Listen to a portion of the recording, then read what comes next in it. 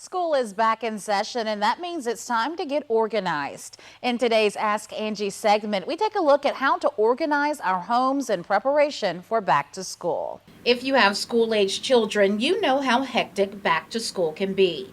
Bailey Carson, a home care expert at Angie, is here to give us her top tips for organizing your home for the school year.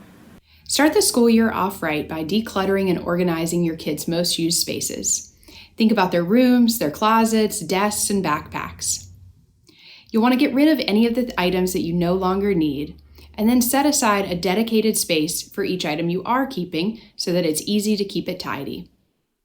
If you need a little help or aren't sure where to start, you may want to call in a pro who can help come up with a system that's right for you and your kids. Reset your kitchen.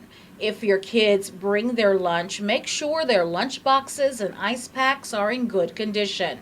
Now is also a great time to go through your Tupperware and get rid of any containers that don't have matching lids. You can also set up easy to access bins with your kids' favorite snacks so they can grab them when they're running out the door.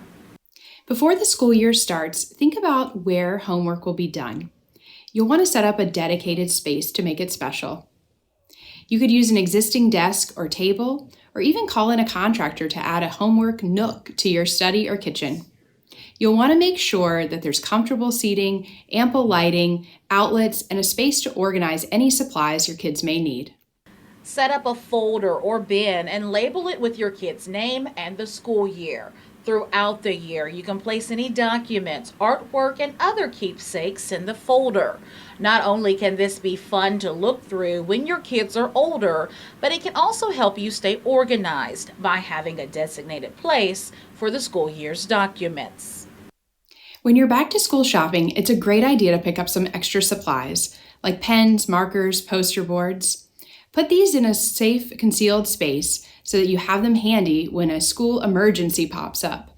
Kids always seem to forget to tell us about those last-minute projects, and this will save you a trip to the convenience store at midnight. Do you have questions about your home projects? We'll tweet them using hashtag #AskingAngie, and you may get some tips in an upcoming segment.